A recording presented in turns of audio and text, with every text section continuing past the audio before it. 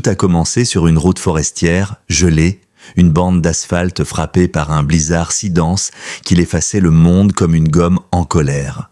Là, un ancien militaire nommé Caleb Harker avait aperçu des feux arrière tournoyer dans la tempête, juste avant qu'une étrange lueur orange ne s'enflamme dans la neige. Dans le SUV écrasé, un couple âgé se serrait l'un contre l'autre, tremblant si fort que les boucles de leur ceinture tintaient comme des dents de verre. La femme sursautait à chaque grondement du vent et de la glace, hantée par une tempête presque identique, celle qui leur avait volé leur enfant des décennies plus tôt. Le mari murmurait encore et encore « Tiens bon, Lily, tiens bon », comme si l'amour pouvait empêcher le froid de gagner. Caleb avait arraché la portière à main nue, tirant le couple juste avant que le moteur n'explose derrière eux, une boule de feu rugissant comme une divinité furieuse réveillée trop tôt. À l'aube, ils étaient vivants, mais Caleb, lui, avait été renvoyé pour retard injustifié. Oui, congédié pour avoir choisi la compassion plutôt que la pointeuse. Pourtant, le destin n'aime pas rester silencieux. Et quand les deux âmes qu'il avait sauvées réapparurent dans sa vie, ce qui aurait dû être une humiliation devint un miracle qui allait secouer toute la ville de Snowfall Ridge. Avant d'entrer dans cette histoire, rappelle-toi de t'abonner, de liker et de partager. Certaines histoires réchauffent les mains. D'autres réchauffent la vie entière. Le vent poussait la neige sur la route 19, transformant la forêt en un tunnel blanc où les phares ressemblaient à des prières qu'on ne savait pas si quelqu'un entendait. Caleb Harker, 40 ans, conduisait son vieux pick-up avec les épaules légèrement voûtées. Cette posture typique des hommes qui ont passé trop d'années à attendre qu'une porte explose ou qu'un souvenir les saisisse à la gorge. Grand, large, sculpté, non pas par des haltères, mais par des charges qu'on ne choisit pas. Sa veste en cuir brun, usée jusqu'à la corde, lui collait au dos comme un serment trop ancien, et sa chemise à carreaux rouges et noirs dépassait du col comme un rappel de chaleur obstinée au cœur du froid. Ses cheveux blonds foncés étaient coupés courts d'une manière pratique, un peu irrégulière, preuve qu'il se fichait de plaire. Une barbe courte ombrait sa mâchoire, et une fine cicatrice traversait sa pommette gauche, ne brillant qu'au passage d'un éclair ou des phares d'un véhicule. Ses yeux, bleu-gris, avaient la couleur d'un orage qui hésite, toujours en train de mesurer la distance, les risques, les échappatoires. Il n'était pas revenu de l'armée avec une démarche brisée ou un regard vide de cinéma. Non, il était revenu avec quelque chose de plus discret et plus tenace, le réflexe de scanner chaque sortie, de compter chaque pas, de se méfier de toute tranquillité. C'était parfait pour survivre, moins pour respirer.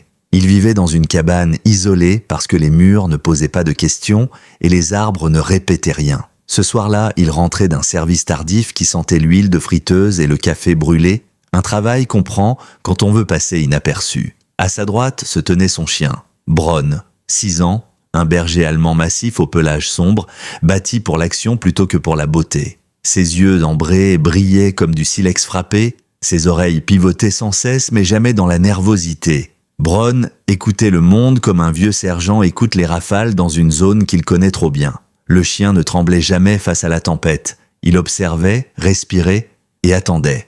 Caleb et Bron s'étaient trouvés des années plus tôt, via un ancien camarade maître chien qui lui avait dit « Il était bon, trop bon pour qu'on continue à le passer d'un soldat à l'autre.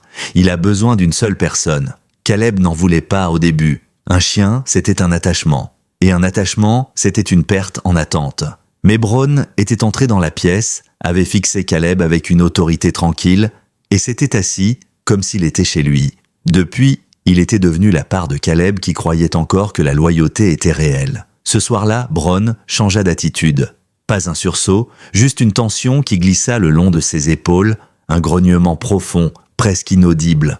Caleb sentit son estomac se nouer. Il avait appris une règle indiscutable. Un chien comme Bron ne se trompait jamais. « Qu'est-ce que tu sens, mon grand ?» murmura-t-il. Bron ne bougea pas les yeux. Il fixait la neige devant eux comme s'il lisait un message écrit dans l'air. La route serpentait à travers des pins penchés sous le poids de l'hiver comme de vieux géants fatigués. Le vent poussait des rideaux de neige sur l'asphalte. Caleb ralentit. Ses pneus glissèrent doucement. Puis un éclair, une déchirure blanche. Et juste un instant, le monde fut exposé, nu, brutal. Un SUV noir glissait en travers de la route, tournoyant comme un animal paniqué. Les pneus hurlaient. Le conducteur perdit le contrôle, Ou la route l'avait trahi? Caleb ne pouvait pas savoir, puis le véhicule s'écrasa contre un tronc de pin dans un bruit sourd qui vibra dans les côtes de Caleb.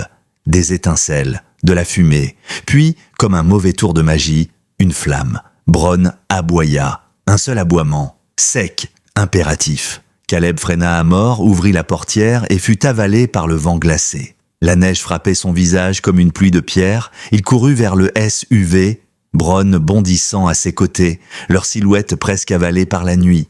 Et là, derrière le pare-brise fracturé, il les vit. Un homme et une femme âgés, tremblants, prisonniers d'un passé qui n'avait jamais vraiment quitté leurs épaules. À travers le pare-brise fissuré du SUV, Caleb distingua d'abord l'homme. Cheveux blancs collés au front, visage buriné, mains crispées sur le volant comme s'il tentait de dompter encore le chaos malgré tout.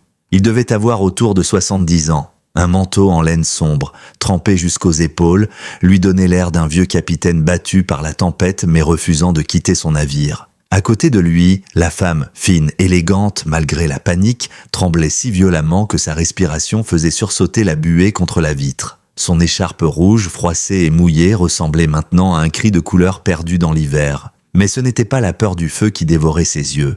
Non, c'était la terreur d'un souvenir. Caleb sentit ce choc familier, l'instant où l'on comprend que quelqu'un n'est pas seulement coincé dans un accident, mais dans un passé qui n'a jamais fini d'exploser. Il tenta la poignée, bloqué, évidemment. Le feu grondait déjà sous le capot, s'étendant comme un animal affamé cherchant l'air. Bronn aboyait, tournant autour du véhicule, reniflant chaque angle, pas d'hésitation, seulement l'urgence. Caleb planta ses pieds dans la neige et tira. Rien, il tira plus fort, les muscles criant sous l'effort. La douleur courut dans son épaule gauche, là où une vieille blessure avait élu domicile il y a des années. Impossible de flancher. La femme, en voyant les flammes monter, porta ses paumes à sa bouche et laissa échapper un gémissement qui n'avait rien d'un cri d'adulte. C'était un son cassé, un son d'enfant perdu. Le mari posa une main sur son bras. « Lily, respire. Je suis là. Je suis là. » Ses mots se brisaient, mais sa dévotion, elle, ne bougeait pas d'un millimètre. Caleb planta un outil de secours dans le cadre de la porte, un petit outil jaune qu'il gardait toujours sur lui, un réflexe, une habitude, un refus du destin d'improviser sans lui. Il força. Le métal gémit, une odeur de liquide brûlant envahit l'air. Le feu se rapprochait, ses griffes oranges léchant déjà les flancs du véhicule. « Monsieur, madame, regardez-moi !» appela Caleb d'un ton ferme, la voix qui arrache les gens au vide. « Vous ne mourrez pas ce soir, pas sur ma route. » L'homme hocha la tête, ses yeux noyés de fumée et de peur. « Je m'appelle Howard », réussit-il à dire, comme si se présenter était la seule chose qu'il pouvait encore contrôler dans ce chaos. « Et voici ma femme, Lily. » Lily, un prénom doux, presque fragile. Elle ne parlait plus. Elle fixait les flammes comme un spectre reconnaissant son bourreau. Caleb parvint enfin à faire céder la portière du conducteur dans un craquement sec. Il attrapa Howard par les épaules et libéra sa ceinture d'un geste vif.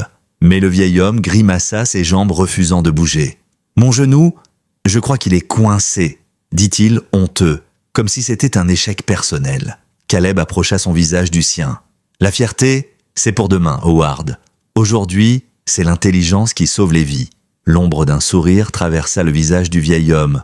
Un souffle seulement, mais un souffle qui tenait encore debout. Caleb le tira hors du siège, libéra sa jambe coincée en dégageant un morceau de plastique brisé, puis l'aida à s'appuyer sur Bronn, qui s'était posté près d'eux comme un garde du corps. Maintenant, Lily. La portière passager s'ouvrit plus facilement, mais la femme était paralysée par le choc. Ses yeux étaient grands ouverts, mais elle semblait absente, comme si elle regardait un autre accident superposé à celui-ci, un drame ancien dont elle n'était jamais revenue. « Madame, écoutez ma voix, pas le vent, pas le feu. » Caleb posa une main douce mais ferme contre son bras. « Vous êtes ici, avec moi, avec Howard, avec Bronn, pas là-bas. » Le tonnerre roula au loin, un grondement humide au cœur du blizzard.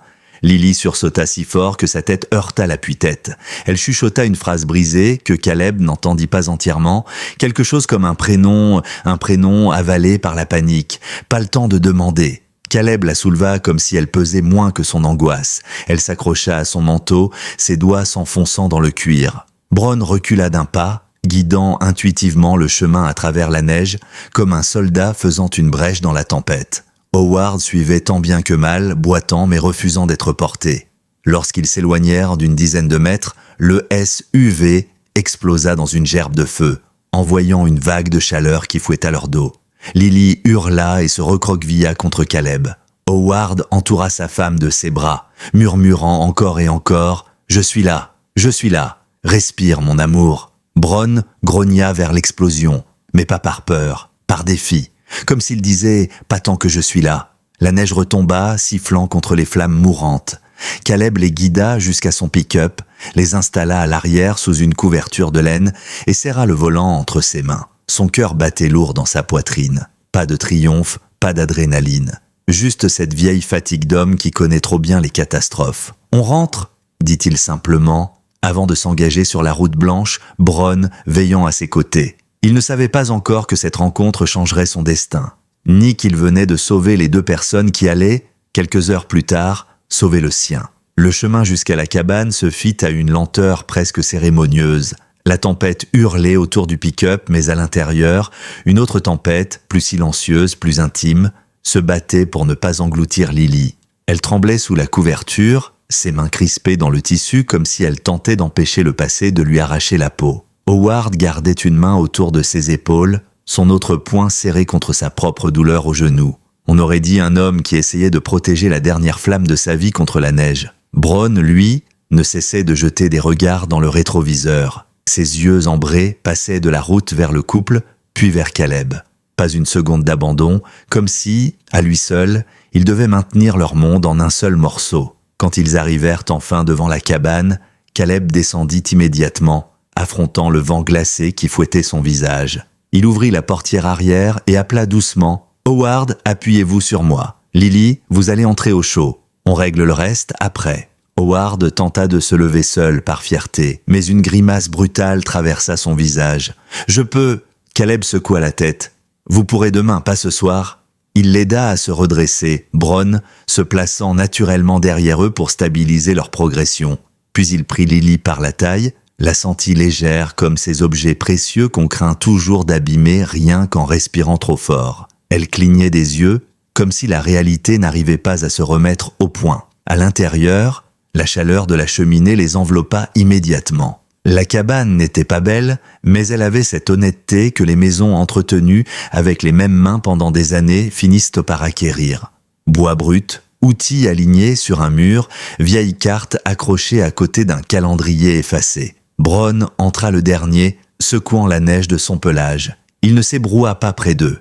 Il attendit d'être dans le coin le plus dégagé, comme un vétéran qui connaît trop bien les espaces restreints. Caleb les installa près du feu. « Je vais chercher la trousse. Howard, posez votre jambe. Lily, respirez avec la chaleur. » Lily, toujours silencieuse, glissa ses doigts vers la fourrure de Bronn lorsque le chien vint s'asseoir à côté d'elle. Le contact sembla la ramener, ne serait-ce qu'un peu, à l'instant présent. Caleb posa un bandage autour du genou d'Howard. Son toucher était sûr, précis, un mélange de gestes appris dans l'armée et d'habitudes acquises dans la solitude d'un homme qui doit être son propre médecin. Howard le regardait travailler, l'air de quelqu'un qui réalise qu'on vient de lui offrir une aide qu'il n'avait même plus espérée. « Vous étiez militaire, n'est-ce pas ?» demanda-t-il. Caleb releva brièvement les yeux. « Je l'ai été, oui. » Howard hocha la tête, comme s'il comprenait que ce passé-là n'était pas un sujet à approfondir sans permission. Quand Caleb eut fini, il s'agenouilla auprès de Lily. Une petite coupure marquait son front, mais ce n'était pas ça qui inquiétait. Ce qui inquiétait, c'était ce vide qui brillait dans ses yeux. Cette absence comme un rideau tiré trop fort sur une fenêtre intérieure. « Madame Lily, est-ce que vous m'entendez ?» Un battement, puis un mouvement infime de tête. « Oui, je suis désolé. » « Désolé de quoi ? De faire une scène dans votre maison. » Caleb eut un souffle presque amusé, mais doux. « Si vous saviez les scènes que cette cabane a déjà vues, vous seriez rassuré. Vous n'êtes pas un problème. Vous êtes vivante. C'est tout ce qui compte pour moi. » La gorge de Lily se serra. Ses yeux se remplirent d'eau, mais aucune larme ne coula. Elle avait retenu trop de choses trop longtemps. Un grondement de tonnerre secoua alors la vallée. Pas un grondement lointain, un grondement proche, lourd, qui fit vibrer même les poutres. Lily se recroquevilla instantanément. Ses mains se plaquèrent sur ses oreilles. Son souffle devint un sanglot silencieux. Howard tenta de la calmer, paniqué. « Lily, mon amour, regarde-moi. » Mais elle n'y arrivait plus. Ce n'était plus un accident qu'elle revivait. C'était l'accident. celui qui avait changé leur vie 30 ans plus tôt. Caleb s'approcha, baissa sa voix, la rendit grave et stable comme une ancre. « Madame Lily, regardez Bron, pas moi, lui. » Bron s'était rapproché, lentement, délibérément. Il posa sa patte sur la jambe de Lily, doucement. Comme un geste qu'il n'avait jamais offert à un inconnu. Lily leva les yeux. Le chien la fixait sans bouger, sans cligner, son regard chaud et solide comme une muraille, et sa respiration ralentit. Une seconde, puis une autre. « Il sait » murmura-t-elle. « Qu'est-ce qu'il sait » demanda Howard. Les yeux de Lily se voilèrent d'émotion. « Il sait ce que j'ai perdu. » Howard resta interdit. Caleb sentit un frisson courir dans sa nuque. Bron aussi avait réagi à ces mots. Son oreille se pencha légèrement comme s'il avait entendu plus qu'un simple murmure. Lily inspira profondément, puis dans un souffle fragile, elle dit « Notre fils, Michael, il avait 16 ans. Un hiver comme celui-ci, une route glacée, le vent, le bruit. On l'a perdu dans un accident. Sa voix se brisa. Le feu crépita doucement derrière eux. Depuis, chaque tempête me ramène là-bas. Chaque orage, je revois tout. » Howard posa une main sur son dos, le visage durci par une douleur restée trop longtemps enfouie. Caleb baissa les yeux, respectant le silence. Il connaissait ces fantômes, pas les mêmes, mais des cousins. Lorsqu'elle se calma enfin, il leur servit du thé chaud, un mélange de gingembre, miel et menthe qu'il gardait toujours pour les nuits difficiles, disait-il. Ils burent lentement, comme s'ils absorbaient un petit morceau de paix. La tempête, dehors, continuait de hurler, mais dans la cabane, le monde se reconstruisait pièce par pièce, et Caleb, sans le savoir, venait de lier son destin à celui de ce couple, d'une manière que personne n'aurait pu prévoir. Le matin se leva sans couleur, un gris pâle filtrant à travers les branches des pins, comme si le soleil avait oublié son rôle. Caleb était réveillé avant même que la lumière n'arrive, ses réflexes militaires encore accrochés à sa peau comme de vieux tatouages. Bron leva la tête dès que Caleb bougea, ses oreilles pivotant dans un silence parfaitement discipliné. Rien, dans l'attitude du chien, n'indiquait qu'il croyait que la nuit avait réellement pris fin. Les survivants, humains ou animaux, ne font jamais confiance aux premières minutes de calme. Howard était assis près du poêle, droit malgré sa jambe meurtrie. Avait-il dormi? Peut-être quelques fragments de minutes, rien de plus. Sa main masse sa cuisse comme si le geste pouvait négocier la douleur avec le matin. Lily, elle, dormait encore, enveloppée dans la couverture, les traits adoucis par une fatigue profonde. Ses paupières tremblaient parfois, signe qu'elle flottait dans un rêve qui n'était ni paisible ni violent, juste épuisé. Caleb leur servit du thé, fit griller du pain avec un peu de beurre de cacahuète. Le genre de repas simple qui réchauffe une maison autant qu'un ventre. Lorsque Lily ouvrit les yeux, Bron fut le premier qu'elle vit. Elle cligna doucement, puis posa la main sur sa tête comme si c'était devenu un rituel. « Bonjour, mon grand », murmura-t-elle. Howard lui offrit un sourire fatigué. « Le pire est derrière nous ». Elle hocha la tête sans y croire tout à fait, mais reconnaissante de l'effort. Caleb observa la neige par la fenêtre. Le blizzard n'était plus qu'une chute suffisante pour compliquer la route, pas pour la condamner. Il se retourna vers eux. « On peut aller en ville. Vous devez être examiné par un médecin. Et je dois vous déposer à un endroit chauffé. Peut-être au poste des Rangers. Ils sauront quoi faire. » Howard voulut protester. Par habitude, plus que par conviction. « Pas de famille proche ?» demanda Caleb. Howard secoua la tête. « Personne dans l'état. » Cette phrase pesa lourd dans l'air. La solitude de certains gens ne fait pas de bruit, mais elle peut tuer plus vite que le froid. Sur le trajet vers Pine Hollow, Lily resta blottie contre Howard, sa main serrant la sienne. Howard parlait doucement, des phrases simples, des mots qui n'étaient pas faits pour convaincre mais pour tenir debout. Bron regardait tout par la fenêtre, alerte, comme s'il s'attendait encore à quelque chose sortir de la tempête. À l'accueil de la clinique, une femme à l'air trop fatiguée pour son âge leva les yeux. Mara Clean, 50 ans, regard perçant, cheveux tirés en un chignon qu'elle ne remettait probablement jamais complètement bien faute de temps, leur adressa un signe de tête professionnel. À la vue de Lily et Howard, un voile de reconnaissance passa dans ses yeux. Un nom ancien, une vieille histoire du coin semblait remonter à la surface. « On va les installer tout de suite », dit-elle, puis elle regarda Caleb. « Merci de les avoir sortis de là. La plupart des gens ne s'arrêtent de même plus dans ces conditions. » Caleb haussa les épaules, comme si ce qu'il avait fait n'était rien d'autre qu'une évidence. Il n'aimait pas qu'on dise merci. Ça réveillait trop de choses qui n'avaient jamais été réglées. Une infirmière, jeune, nerveuse et douce, les prit en charge. Laia Monroe, petite, frêle en apparence, mais avec des mains qui savaient apaiser. Elle s'adressa à Lily avec un calme rare. Lily fléchit quand Laia toucha son poignet, mais Bronn poussa sa tête contre ses jambes et elle reprit pied presque instantanément. « C'est un chien de travail ?» demanda Laia. « Oui, dit Caleb. » Laia sourit. « Un bon chien ?» Howard passa une radio. Rien de cassé, mais une entorse sévère, assez pour le garder immobile au moins une semaine. Lily n'avait pas de blessure grave, mais le médecin conseilla du repos, une surveillance pour un éventuel contre-coup émotionnel et une réduction du stress.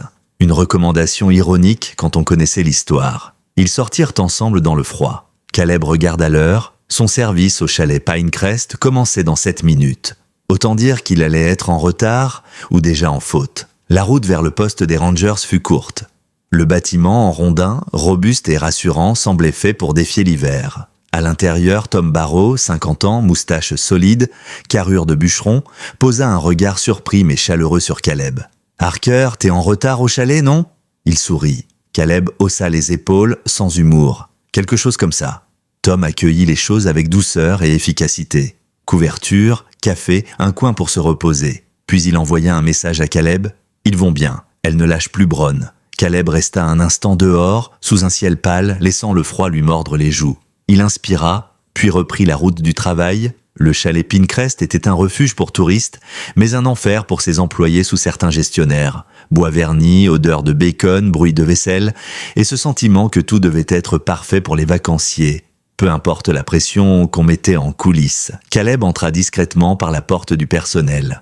La chaleur l'enveloppa mais ne le réconforta pas. Elle sentait la friture, la pression, la fatigue. Dans la cuisine, le chef de car l'attendait. Trenton Voss, quarantaine, petit mais large, cheveux brillants de gel, regard injecté d'autorité mal placé. Il tenait dans ses mains un carnet de notes comme s'il s'agissait d'un sceptre royal. Dès qu'il aperçut Caleb, son sourire s'étira. Un sourire mauvais, anticipant le plaisir de frapper. « Eh bien, voilà notre héros », déclara Trenton trop fort pour que tout le monde entende. Quelques cuisiniers levèrent les yeux, puis les baissèrent immédiatement. Personne ne voulait attirer l'attention de Trenton. « Je suis en retard à cause d'une urgence », expliqua Caleb, calme. Il ne donna pas de détails. Pas besoin de justification devant un homme qui ne comprenait pas le mot compassion. Trenton fit claquer sa langue. « Toujours une excuse, toujours un drame. Tu penses que ton passé te donne des droits ? Ici, c'est un travail civilisé. Et les gens civilisés arrivent à l'heure. » Et Caleb sentit le froid qu'il avait laissé derrière lui se loger dans sa cage thoracique. 2 personnes seraient mortes si je n'avais pas arrêté ma voiture. Trenton leva les yeux au ciel d'un geste théâtral. Les héros, toujours en train de se raconter. Puis il posa le carnet sur la table. C'est terminé, je te licencie. Tu n'es pas fiable, tu mets les autres en danger. Le silence dans la cuisine devint métallique. Caleb cligna une fois des yeux lentement. Pas de colère, pas de supplique, juste une vérité simple, glacée. Eh bien, c'est ton choix. Il ôta son tablier, le plia proprement et quitta la cuisine. À ce moment précis, il ne savait pas encore que ce renvoi n'était pas juste un acte d'injustice, mais la première fausse note d'une symphonie de mensonges soigneusement orchestrée contre lui, et que les 2 personnes qu'il avait sauvées, Howard et Lily, allaient revenir dans son histoire comme une lumière obstinée refusant de laisser les ténèbres gagner. Caleb quitta le chalet sans se retourner. Le froid l'attrapa immédiatement comme une main qui voudrait lui rappeler qu'il était à présent sans emploi, sans plan, seul avec un chien et une cabane trop silencieuse. Bronn marcha à ses côtés, chaque pas solide et régulier. Il ne posait pas de questions. C'était peut-être pour ça que Caleb le préférait à la plupart des humains. La route jusqu'au poste des Rangers était presque déserte. Le vent avait baissé, mais le ciel restait lourd, comme si une décision attendait encore de tomber. Quand il entra dans le bâtiment, il trouva Howard installé dans un fauteuil chauffant, sa jambe bandée. Lily était assise sur un canapé, Bronn étendu à ses pieds, sa tête posée contre son genou, telle une sentinelle fidèle. Elle leva les yeux quand Caleb entra. Un sourire, minuscule mais réel, illumina brièvement son visage. « Vous êtes revenu ?» dit-elle doucement. Howard tourna la tête, son regard sérieux mais reconnaissant. Ranger Harker approchait. Caleb sourit à moitié. « Je ne suis plus rangé depuis longtemps. » Howard fronça les sourcils. « Alors vous êtes ?» Il haussa les épaules. Quelqu'un qui passait au bon moment. Lily observa son expression, et quelque chose en elle comprit immédiatement que cette réponse cachait plus qu'elle ne disait. Tom Barrow arriva avec 2 gobelets de café. « Harker, tu veux un job ?» Caleb cligna des yeux. « Un job? Là, maintenant ?» Tom sourit. « On manque de bras et de cervelle, et de gars capables de ne pas paniquer quand une chèvre se coince dans un ravin. Tu coches quelques cases. » Caleb ouvrit la bouche pour répondre, mais Howard le devança. « Tom, permettez-moi d'intervenir. » Le vieil homme redressa légèrement son dos. « Cet homme nous a sauvés. Il ne mérite pas un simple poste temporaire. Il mérite une seconde chance, une vraie. Et je compte bien la lui offrir. » Tom et Caleb échangèrent un regard confus. Howard inspira profondément. « Mon épouse et moi, nous avons discuté, beaucoup, et nous souhaitons faire quelque chose pour vous, monsieur Harker. » Lily hocha doucement la tête. « Vous nous avez tiré du feu, mais vous nous avez surtout tiré d'un souvenir qui nous tuait depuis 30 ans. » Elle posa une main tremblante sur la tête de Brown. « Et lui, il a été capable de m'apaiser comme aucune thérapie ne l'a jamais fait. » Howard reprit. « Nous avons appris que vous avez perdu votre emploi ce matin, une injustice, et nous ne supportons pas de devoir notre vie à quelqu'un qu'on maltraite ensuite. Alors, nous aimerions vous aider à vous remettre sur vos pieds. » Caleb resta immobile. Ces mots, il ne les attendait pas. Il ne les acceptait pas facilement. « Je n'ai pas besoin de charité, en dit-il enfin. » Howard sourit. « Heureusement, je ne propose pas de charité. Je propose une collaboration. Notre fondation, la Fondation Shaw, finance des projets communautaires dans l'État, et nous aimerions financer le vôtre. » Caleb fronça les sourcils. « Mon projet, je n'en ai pas ?» Howard eut un petit rire. « Pas encore, mais nous, si. » Lily prit la parole pour la première fois depuis plusieurs minutes. « Nous voudrions ouvrir un centre de réhabilitation pour vétérans traumatisés et pour chiens militaires réformés, un endroit où les deux pourraient guérir ensemble. » Les mots frappèrent de Caleb comme un coup de vent qui aurait emporté toute son armure. Elle continua plus doucement. « Vous et Brown, vous êtes la preuve vivante que ce lien guérit. Vous êtes exactement la personne qu'il nous faut pour diriger ce projet. » Caleb resta silencieux. Le monde semblait soudain trop grand, trop lumineux, trop chargé d'espoir pour quelqu'un qui n'en avait plus vraiment. « Pourquoi moi ?» murmura-t-il. Howard posa une main ferme sur son épaule. « Parce que peu d'hommes arrêteraient leur camion dans une tempête. Peu d'hommes risqueraient leur vie pour des étrangers. Peu d'hommes ont un chien qui regarde le monde comme Brown le regarde.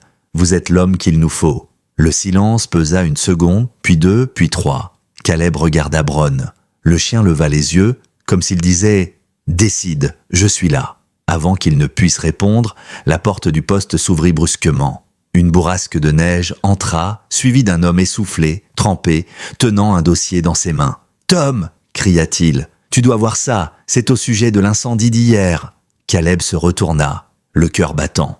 Quelque chose dans la voix de l'homme n'annonçait rien de bon. Tom prit le dossier, son regard se durcit en le parcourant. On a retrouvé des traces suspectes autour du véhicule des choses, des débris d'accélérant, et... Il s'interrompit, son regard allant de Caleb à Howard puis à Lily. Et ce n'était pas un simple accident. Lily pâlit instantanément. Howard serra les pouces de sa main. Brown se leva d'un bond, poils hérissés. Caleb sentit son estomac se contracter. « Dis-le, Tom. » Tom inspira profondément. On pense que quelqu'un a saboté leur véhicule. Intentionnellement. Le monde sembla se figer. La neige, la chaleur, les respirations, tout devint immobile. Howard murmura, presque sans voix. « Quelqu'un a voulu que nous mourions ?» Lily porta la main à sa bouche, suffoquant sous une nouvelle vague de panique. Brown grogna, bas et menaçant. Caleb sentit quelque chose basculer en lui. Le soldat, le protecteur, l'homme qui ne reculait jamais quand un danger prenait la forme de l'injustice. « Tom, dit-il, la voix plus grave qu'un orage, qui que ce soit, il n'a pas fini ce qu'il a commencé. » Et Howard ajouta dans un souffle tremblant mais déterminé, « Et nous non plus. » La pièce entière comprit alors la même chose. Ce n'était plus seulement une histoire de survie, c'était une histoire de vérité. Et quelqu'un, quelque part, avait déclenché une guerre silencieuse sans savoir qu'il venait d'affronter un homme et un chien qui ne laissaient jamais un combat inachevé. Le silence qui suivit l'annonce de Tom n'avait rien d'un silence ordinaire.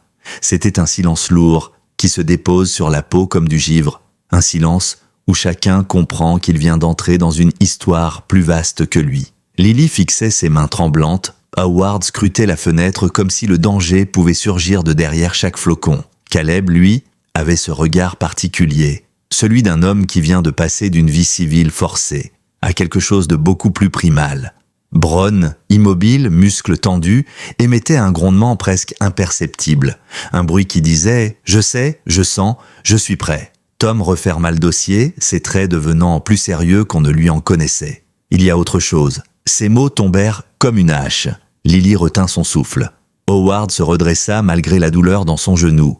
Le rapport des pompiers indique que l'incendie a commencé trop rapidement pour être dû à un simple choc. Il y avait des résidus d'accélérant autour du moteur et il feuilleta une page. Une corde coupée nette près de la colonne de direction. Howard pâlit. Une corde ? Pourquoi ? Pourquoi une corde ? Tom inspira. Certaines personnes utilisent une corde comme dispositif improvisé pour maintenir quelque chose sous tension ou pour déclencher un arc électrique quand elles se rompt. C'est une méthode artisanale mais efficace. Lily porta la main à sa bouche. Donc, ce n'était pas seulement un sabotage, c'était un piège.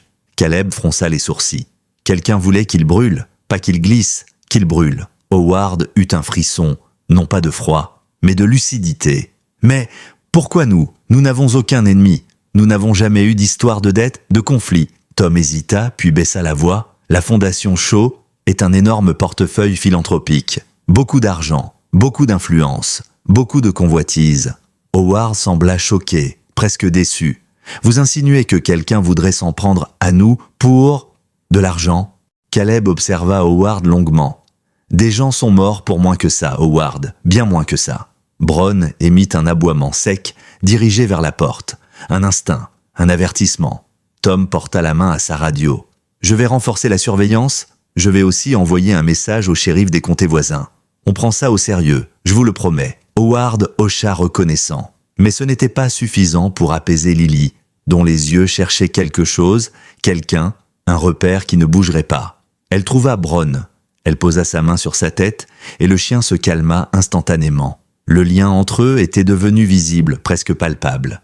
Caleb posa un genou au sol pour être à sa hauteur. « Lily, vous êtes en sécurité, je reste près de vous tant que vous en avez besoin. » Elle inspira, tremblante, puis hocha doucement la tête. « Merci. » Caleb. C'était la première fois qu'elle prononçait son prénom. Une petite chose, mais un ancrage puissant. Plus tard, dans l'après-midi, Tom demanda à Caleb de l'accompagner dans son bureau. La pièce sentait le pain et le café froid, garnis de cartes de la région, de radios et de quelques trophées de pêche oubliés. Tom referma la porte derrière eux et s'assit lourdement dans son fauteuil. « Harker, je vais être direct. Je t'aime bien, mais ce qui entoure les choses, c'est gros et dangereux. Tu sais ce que ça veut dire ?» Caleb croisa les bras. « Qu'ils ont besoin de protection ?»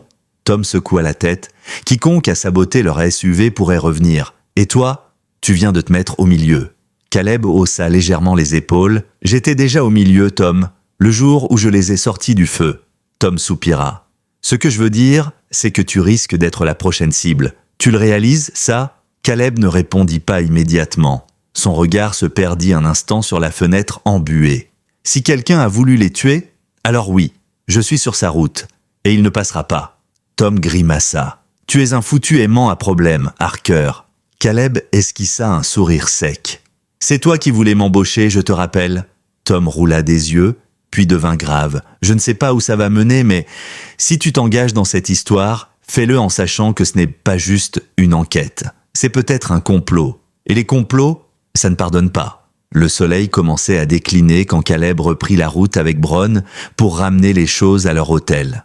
Un petit lodge privé que Tom avait sécurisé pour eux. La lumière orangée se reflétait sur la neige, transformant la forêt en une cathédrale glacée. Dans le pick-up, Howard regardait la route, son esprit tournant à toute vitesse.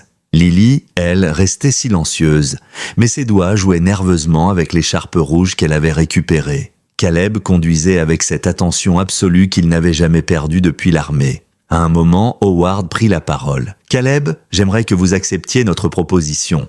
Ce centre, ce n'est pas seulement un projet, c'est quelque chose que nous devons faire pour honorer la mémoire de notre fils. » Lily acquiesça en silence. « Michael, murmura-t-elle, il aurait aimé un endroit comme celui-là, un lieu où les blessures invisibles ont le droit d'exister. » Caleb sentit quelque chose se serrer dans sa poitrine.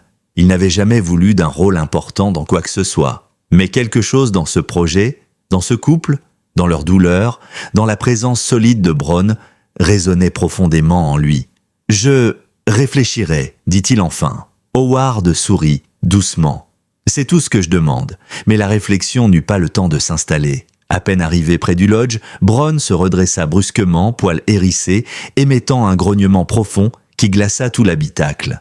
Caleb freina. « Qu'est-ce qu'il y a, mon grand ?» Bronn fixait un point devant eux. Un point que Caleb ne voyait pas encore. Lily porta sa main à son cœur. Il a peur. Howard serra sa canne, prêt à réagir malgré la douleur. Caleb plissa les yeux, et alors, entre les arbres, la silhouette apparut. Une ombre, immobile, humaine, regardant le pick-up, puis l'ombre tourna les talons et disparut dans les bois. Caleb sentit l'électricité courir dans son sang. « Restez dans la voiture, dit-il. » Bronn sauta au sol avant même que la porte ne s'ouvre entièrement, nez au vent, corps en alerte maximale. Caleb suivit, ses bottes s'enfonçant dans la neige. Il scanna la lisière de la forêt. Rien, pas un son, pas une présence. Mais il le savait. Quelqu'un était là, quelqu'un observait. Lily tremblait à nouveau, mais cette fois, ce n'était plus un souvenir qui la terrifiait. C'était le présent. Caleb serra les poings. Il avait vu ce genre de trac, ce regard distant, ce calme avant l'orage. Et il comprit ce que Bronn avait compris le premier. Ce n'était pas un accident. Ce n'était pas une menace abstraite. C'était quelqu'un, et ce quelqu'un venait de les trouver. La silhouette avait disparu depuis plusieurs secondes, mais l'air autour du pick-up semblait encore chargé d'une présence. Caleb resta immobile, les yeux fixés sur l'endroit exact où l'ombre s'était enfoncée dans les arbres. Bronn reniflait la neige, avançant par saccades, chaque muscle vibrant d'un instinct qui ne mentait jamais. La forêt était silencieuse, trop silencieuse, comme si même le vent n'osait toucher ce territoire. Caleb leva une main, commandant Bronn à rester proche. Le chien obéit, mais il continuait de scruter les ténèbres avec une concentration presque douloureuse. Le silence écrasait tout, à tel point que Caleb entendit son propre cœur cogner dans sa poitrine.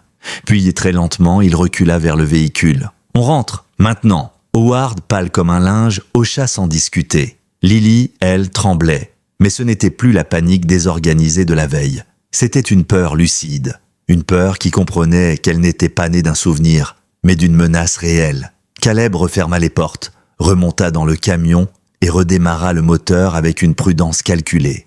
Personne ne parla sur le trajet vers le lodge, pas même Howard qui d'ordinaire tentait toujours de remplir les silences. Lily gardait les yeux rivés aux vitres, comme si elle s'attendait à voir l'ombre réapparaître derrière chaque sapin. Bronn, lui, fixait la route sans cligner, concentré au-delà de l'humain. Une fois arrivé au lodge sécurisé que Tom avait réservé, Caleb escorta les choses jusqu'à leur chambre. Les couloirs sentaient le bois chauffé et le thé noir, mais il n'y avait rien de rassurant. Lily s'arrêta devant la porte, puis se tourna vers Caleb. « Est-ce qu'ils vont revenir ?» Sa voix était fragile, mais elle cherchait une vérité, pas un réconfort poli. Caleb inspira lentement. « Oui. » Howard ferma les yeux. Lily vacilla légèrement. « Mais pas ce soir, » ajouta Caleb. « J'ai fait exprès de montrer que je vous étais collé. Les gens qui observent n'aiment pas les imprévus. Ils reviendront quand ils penseront que vous êtes seul. » Lily posa une main sur sa bouche. Howard, les épaules lourdes, prit une décision. « Caleb, restez. Au moins cette nuit. » Caleb allait refuser par principe. Mais Bronn se plaça devant lui, fixant Howard puis Caleb, avant de s'asseoir. Une posture claire, on reste. Il inspira. « D'accord, je reste. » La nuit tomba sur Pine Hollow comme une couverture lourde. Les sapins formaient des silhouettes immobiles et la neige reflétait la lune par endroits en éclats froids. Dans la chambre du lodge, Lily s'était endormie sur le fauteuil près du radiateur, épuisée par la journée. Howard, lui, lisait un vieux livre sans tourner les pages.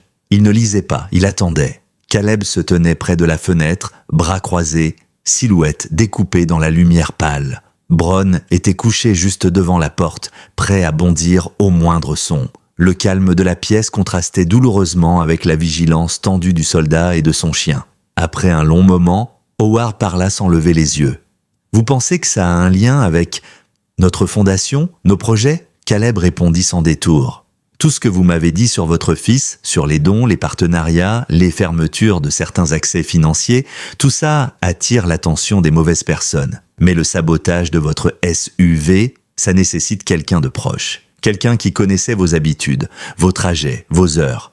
Howard déglutit. Quelqu'un qui savait où nous serions ce soir-là.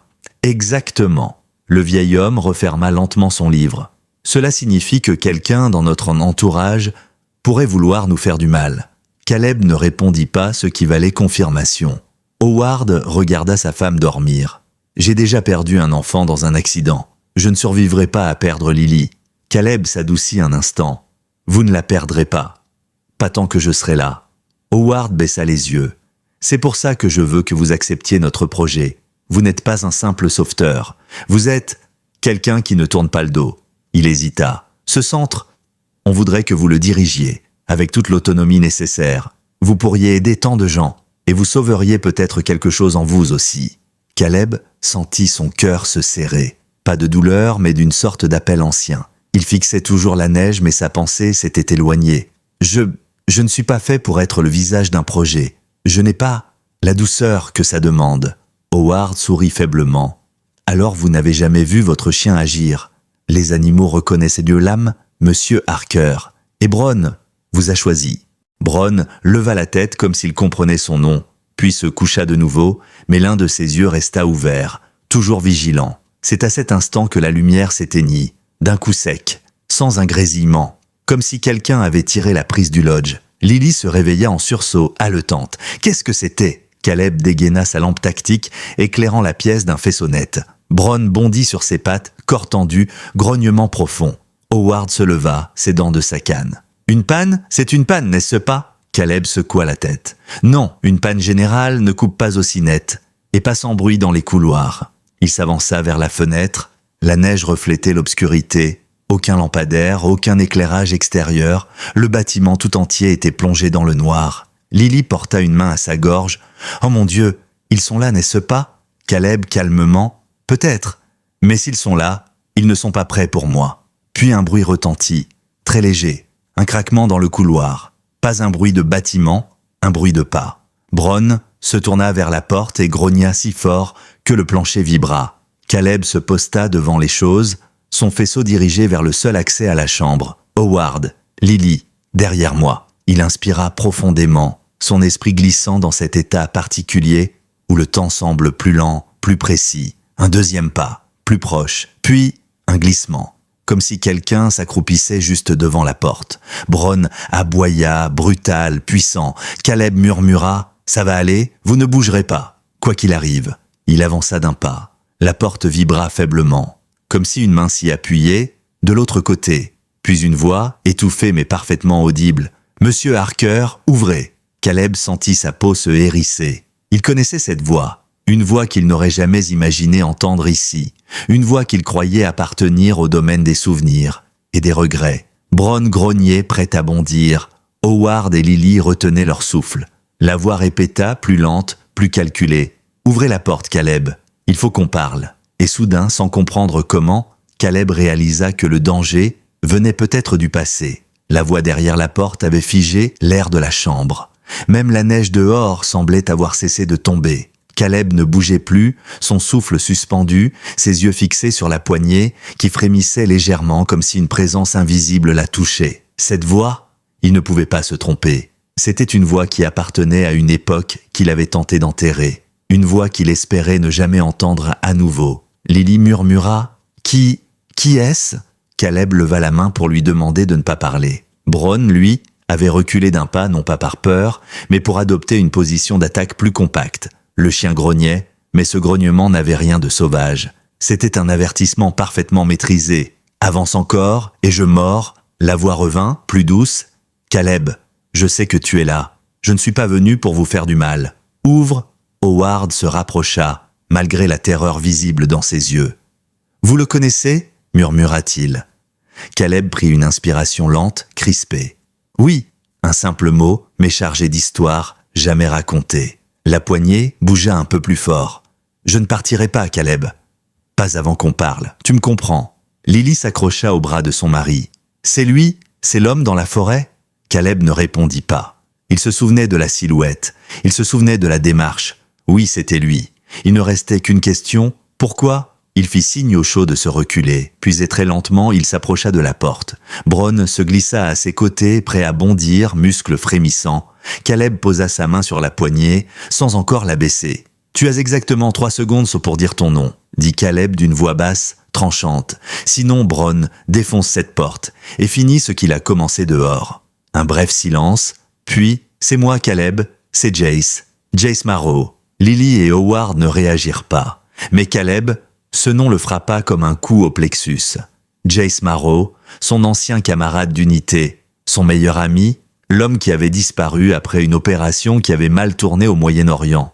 Un fantôme, un regret vivant. Caleb sentit ses doigts se serrer sur la poignée. « Jace est mort », répondit-il sans y croire. « Il est mort il y a 6 ans. » La voix se fit amère, presque blessée. « Alors tu parles à un mort. Ouvre la porte, Caleb. » Howard murmura. « Caleb, est-ce que c'est une bonne idée ?»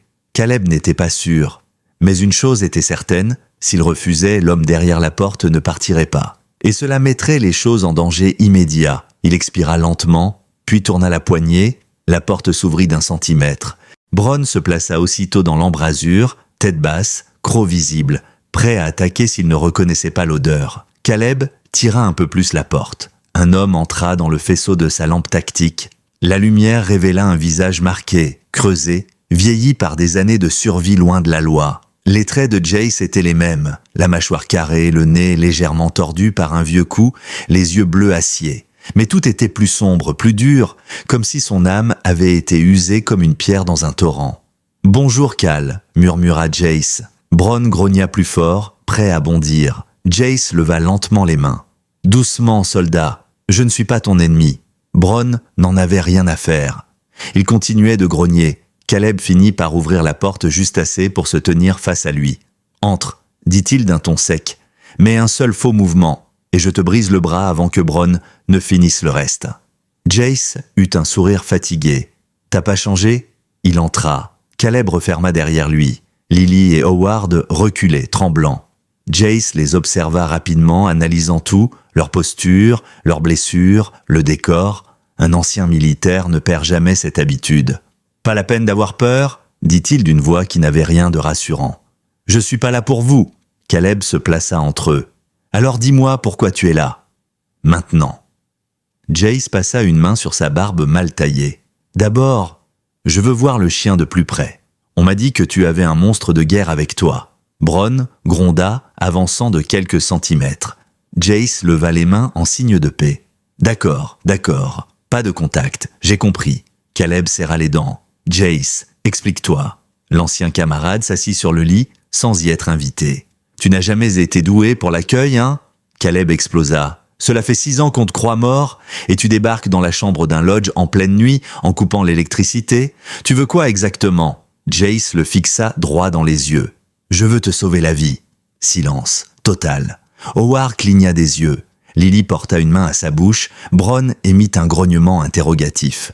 Caleb, lui, ne bougea pas. « Tu m'excuseras si j'ai du mal à y croire. » Jace souffla. « Tu devrais, parce que ce qui arrive aux choses, ce n'est que le début. Et toi, tu t'es placé au milieu, comme d'habitude. » Il fit une pause. « Sauf que cette fois, Caleb, tu ne fais pas face à un simple sabotage, tu fais face à une organisation, une vraie. » « Quel genre d'organisation ?» demanda Howard la voix tremblante. Jace tourna son regard vers lui. « Le genre qui ne laisse pas de survivants. » Lily étouffa un cri.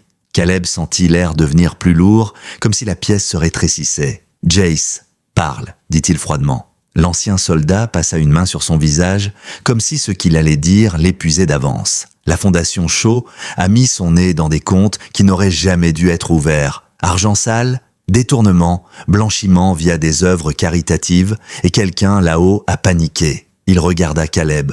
Ils ont d'abord voulu faire croire à un accident, mais maintenant qu'ils t'ont vu t'en mêler, ils veulent s'assurer que personne ne parle, ni eux. Il désigna Howard et Lily. Ni toi. Howard pâlit. Lily prit sa main. Caleb s'avança d'un pas vers Jace. « Et toi ? Pourquoi tu t'en mêles ? Pourquoi maintenant ?» Jace sourit tristement. « Parce que quelqu'un, quelque part, t'a toujours considéré comme un problème. Et moi, j'ai une dette envers toi. Une dette que je paie ce soir. » Il inspira profondément. Ses yeux devinrent sombres. « Ils arrivent, Caleb. Pas ce soir. Pas encore. Mais bientôt. » Jace baissa la voix grave. « Et quand ils arriveront, tu ne pourras sauver personne si tu ne sais pas à qui tu as affaire. » Il marqua un silence, puis lâcha la bombe. « On les appelle le cercle blanc. Et ils ont déjà tué des juges, des avocats, des lanceurs d'alerte. Les choses étaient justes, les prochains sur la liste. » Howard étouffa un sanglot. Lily devint blanche comme la neige dehors. Caleb sentit Bronn se rapprocher, posant sa tête contre sa jambe, l'appel au calme qu'il connaissait par cœur. Jace se leva. « Je peux vous aider, mais vous devez m'écouter. Vous devez faire exactement ce que je vous dis. » Caleb le fixa, glacé. « Et si je refuse ?» Jace haussa les épaules. « Alors on meurt tous. Et ce sera rapide. » Caleb sentit la colère monter. « Je ne fais confiance qu'à 2 êtres dans cette pièce, et tu n'en fais pas partie. » Jace sourit sans joie. « Alors fais confiance à Bronn. Les chiens sentent dalle et mensonges. S'ils m'avaient trouvé dangereux, je serais déjà mort. » Bronn garda les yeux rivés sur Jace. Un silence oppressant. Puis, lentement, le chien cessa de grogner. Il ne l'acceptait pas, mais il ne l'attaquait pas. Jace hocha la tête. « Voilà. Maintenant, écoutez-moi très attentivement. Ce qui a commencé sur cette route glacée n'était pas un accident. C'était une déclaration de guerre. » Il se pencha vers Caleb. « Et ils savent déjà ton nom. » La déclaration de Jace flotta dans la pièce comme une fumée noire. Howard s'était figé, Lily avait porté une main à sa bouche, et même Bronn, pourtant forgé dans la tempête, semblait sentir que quelque chose venait de basculer définitivement. Caleb resta silencieux, mais derrière ses yeux, 1000 engrenages tournaient déjà. Une guerre, le cercle blanc, son nom inscrit quelque part sur une liste qu'il n'avait jamais demandé à rejoindre. Une réalité simple lui frappa la poitrine. Il était de nouveau en mission. « Très bien, » dit finalement Caleb, d'un ton qui ne cherchait plus à se cacher derrière aucune illusion. « Parle, dis-moi tout ce que tu sais. À partir de maintenant, plus aucun mensonge, plus aucune omission. » Jace hocha la tête, soulagé d'être enfin pris au sérieux. Il s'assit de nouveau, croisant les doigts, comme un homme qui prépare une confession attendue depuis trop longtemps. « Le cercle blanc ?» Il inspira profondément. Ce n'est pas un cartel, ce n'est pas une organisation mafieuse classique, c'est une structure souterraine constituée de cadres, d'avocats, de politiciens, de financiers, tous liés par l'argent et la peur. Ils utilisent des fondations caritatives pour faire disparaître des fonds. Lily pensa immédiatement à la leur, Howard serra sa main comme pour lui rappeler qu'ils étaient encore vivants. Votre fondation, poursuivit Jace, a été identifiée par erreur comme un obstacle.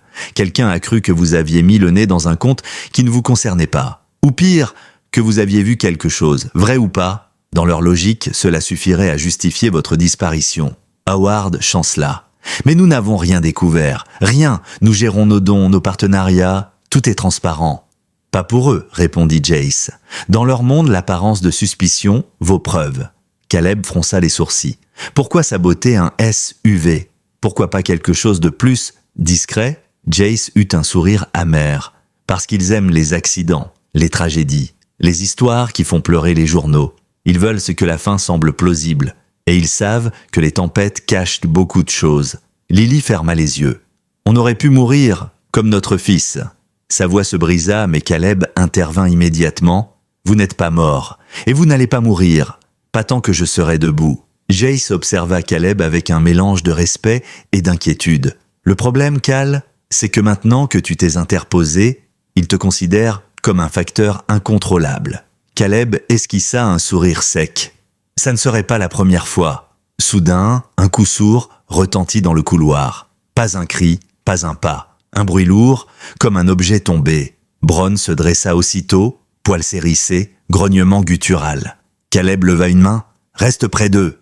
Lily agrippa Howard, dont la respiration s'accélérait de nouveau. Jace tendit l'oreille. « Attends !» Il se dirigea vers la porte, mais Caleb lui bloqua immédiatement le passage. « Je vais voir. Toi, tu restes ici. Je ne te fais pas encore confiance. » Jace ne broncha pas. « Très bien, mais sois prudent. Ce genre de bruit, ce n'est jamais un hasard. » Caleb ouvrit lentement la porte, prêt à attaquer si nécessaire. Le couloir était plongé dans la pénombre, les lumières d'urgence éteintes comme si quelqu'un les avait volontairement débranchées. Bronn se plaça juste derrière lui, respirant doucement mais profondément, muscles tendus. À quelques mètres, le concierge du lodge gisait au sol, inconscient. Pas de sang, mais une ecchymose violacée sur la tempe. Caleb s'accroupit, pouls faible, mais pouls présent. Il sentit la colère monter en lui, froide, méthodique. Quelqu'un avait neutralisé l'homme, probablement pour couper l'électricité et se déplacer sans témoin. Il retourna rapidement dans la chambre. C'était le concierge, inconscient, pas mort. Lily écarquilla les yeux. Cela signifie qu'ils sont déjà dans le bâtiment ? Peut-être pas, répondit Caleb, ou peut-être que si. La seule certitude, c'est qu'ils nous testent. Ils observent comment on réagit. Howard paniqua. On doit appeler la police, on doit... Jess le coupa d'un ton sec. Le cercle blanc possède des relais dans la police, pas tous, mais assez pour savoir quand quelqu'un demande de l'aide. On ne peut pas leur faire confiance. Caleb confirma. La seule ligne sûre, c'est Tom. Et il est en poste jusqu'à l'aube. On doit tenir jusqu'à là. Lily respira plus vite. Tenir combien d'heures ? 3, peut-être 4. Puis, il ajouta avec douceur, et je vous promets qu'on tiendra. Ils se regroupèrent dans la pièce. Caleb verrouilla la porte avec la barre métallique du vestiaire. Jace prit une chaise, la plaça contre la poignée, puis attacha un fil au pied pour que le moindre mouvement déclenche du bruit. Un piège rudimentaire, mais efficace. Bron était prêt. Chaque vibration du sol faisait sa tête pivoter. « Bien dit Jace. Maintenant, on prépare la défense. »« Non, » répondit Caleb. Jace haussa les sourcils. « Comment ça, non ? On ne se battra pas dans une chambre où 2 civils sont terrifiés derrière nous. On sort d'ici dès que le bâtiment est calme. On change d'étage. On brouille leur ligne. » Lily, tremblante, sortir dans le couloir alors qu'ils sont peut-être là ? Oui, dit Caleb, parce qu'ils s'attendent à ce qu'on reste enfermé. Les gens effrayés restent immobiles. Pas nous. Jace sourit. Voilà le Caleb que je connais. Caleb lui lança un regard noir. Ne crois pas que ça veut dire qu'on est redevenus amis. Vers 3h17 du matin, un silence anormal envahit l'étage. Plus de bruit de pas, plus de coups, plus rien. Jace colla son oreille contre la porte. Ils ont bougé, plus personne dans le couloir, ou alors ils attendent. Caleb fit signe à Bron. Le chien approcha. Caleb lui chuchota « Cherche ». Bron renifla, oreilles oscillant, puis se tourna vers Caleb et poussa un souffle discret. Il n'y avait personne, ou du moins, pas à cet étage. « C'est maintenant », s'est dit Caleb. Il ouvrit la porte brusquement et tous sortirent, formant un petit groupe serré. Jace devant, Caleb sur le flanc gauche, Bron sur le flanc droit, Howard et Lily protégés au centre. Ils se déplacèrent comme une unité entraînée. Malgré la peur, les ténèbres semblaient épaisses, comme du tissu. Le lodge entier était muet. Ils atteignaient l'escalier quand Jace leva soudain la main. Tout le monde s'arrêta net. « Vous entendez » chuchota-t-il. Caleb tendit l'oreille. Un bruit, faible, régulier, un bip. Howard murmura « C'est un détecteur, un appareil ?» Caleb sentit un frisson glacé lui traverser la nuque. Non, ce n'était pas un appareil de sécurité. C'était un minuteur, une minuterie. Il comprit avant les autres. « Reculez, tout de suite !» Mais trop tard, au-dessous d'eux, dans la cage d'escalier, une lueur se mit à clignoter. Rouge, puis jaune, puis rouge. Un explosif artisanal. Lily hurla. Howard agrippa la rambarde. Jace jura. « Bordel, ils ont piégé l'escalier !» Caleb attrapa Lily par le bras, la propulsant en arrière avec Howard. « Couloir, tout le monde dans le couloir !» Bron aboya furieusement. Un grondement montant, primal. La lueur clignotait de plus en plus vite. Quelques secondes, tout au plus. Caleb savait parfaitement ce que cela signifiait. Le cercle blanc n'était plus en train d'observer. Il venait de lancer l'attaque.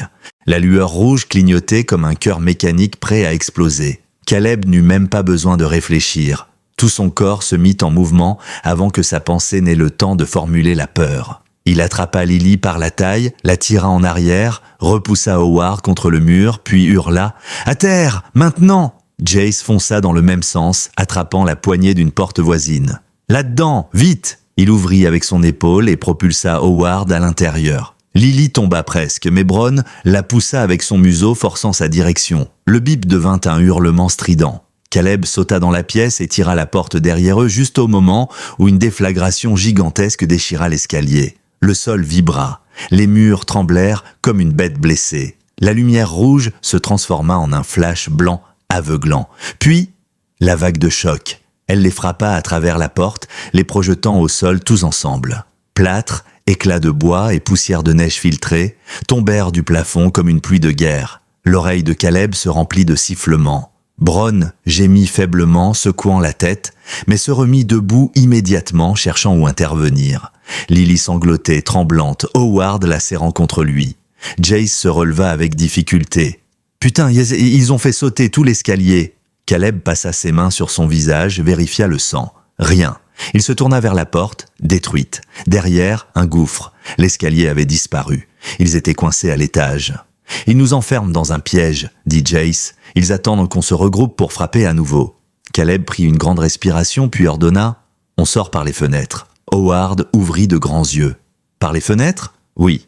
Mieux vaut une chute contrôlée qu'une mort programmée. » Ils se précipitèrent vers la fenêtre donnant sur l'arrière du lodge. La pente descendait vers la forêt, recouverte de neige fraîche. 5 mètres, pas plus, estima Caleb. La neige amortira. Il ouvrit la fenêtre, l'air glacé entra comme une gifle. Bronn sauta le premier et atterrit dans la neige dans un bruit sourd, mais sans blessure. Il se retourna aussitôt, aboyant pour signaler que tout allait bien. Howard hésita. « Je ne peux pas sauter avec ma jambe. » Caleb l'interrompit. « Vous n'allez pas sauter, vous allez descendre avec moi. » Il passa le bras de Howard sur ses épaules, se plaça sur le bord, puis sauta avec lui en amortissant la chute. Howard laissa échapper un cri étouffé, mais ils atterrirent sans dommage majeur. Lily tremblait à la fenêtre. « Jace l'aida. « Je te tiens, d'accord ?» Elle hocha faiblement. « Je te promets qu'il ne t'arrivera rien. » Il sauta avec elle, la serrant contre lui, et ils roulèrent dans la neige. Caleb scruta les environs. Rien, pas d'ombre, pas de silhouette. Mais il savait que l'absence de bruit n'était pas un signe de sécurité. C'était un signe qu'ils observaient. Bronn renifla un large arc de cercle autour du groupe, puis poussa un aboiement nerveux. Quelqu'un était proche, trop proche. « Bougeons !» ordonna Caleb. Ils descendirent la pente vers la forêt. Les sapins massifs formaient des ombres inquiétantes, mais au moins ils offraient une couverture. Howard boitait, Lily pleurait sans son. Jace surveillait chaque flanc avec la paranoïa d'un soldat revenu de l'enfer, et Bronn avançait comme un capitaine qui montre la route. Ils arrivèrent jusqu'à un sentier enneigé. Caleb s'arrêta. « On va vers le poste de Tom, en traversant la forêt, pas la route. » Il regarda Jace. « Tu connais encore les techniques d'effacement de traces ?» Jace sourit malgré le chaos. « Je les inventais avant que tu les apprennes. » Ils avancèrent dans les arbres. La neige tombait doucement, couvrant leurs pas presque aussitôt. Bronn vérifiait chaque bruit, chaque souffle, chaque ombre. À un moment, il s'immobilisa net, grognant. « Quoi encore ?» murmura Jace. Puis ils entendirent des voix très faibles, trop calmes pour des secouristes, une équipe qui les cherchait, mais pas pour les sauver. Caleb guida tout le monde derrière un tronc massif. Son cœur battait vite, mais pas dans la panique, dans l'anticipation.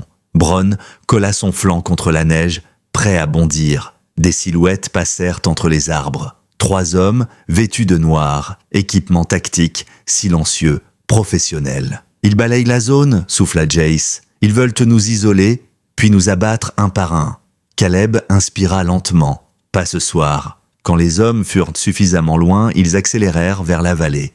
Pendant 20 longues minutes, ils zigzaguèrent dans la forêt, progressant malgré la douleur, le froid, la fatigue. Puis enfin, un halo de lumière. Le poste des Rangers. Tom Barrow sortit en courant dès qu'il vit des formes bouger dans la neige.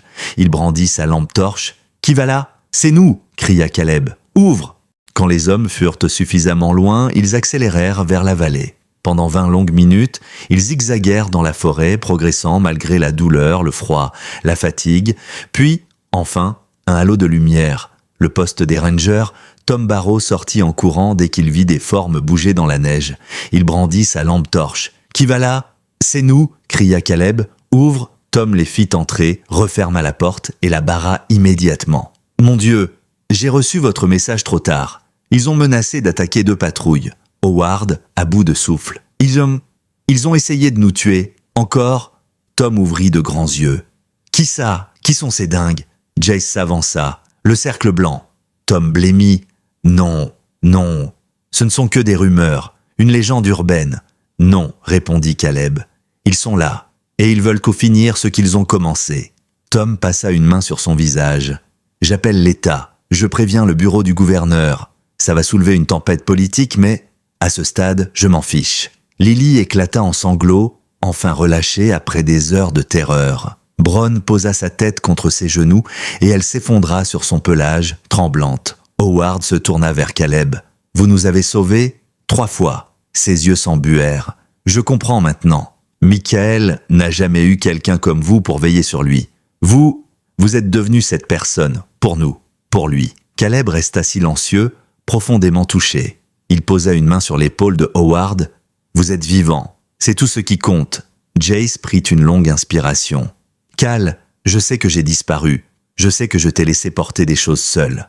Mais maintenant, laisse-moi t'aider à porter ça. » Caleb hésita, puis acquiesça. « On ne fuit plus. On se bat pour eux, pour la vérité. » Bronn aboya comme pour sceller un pacte.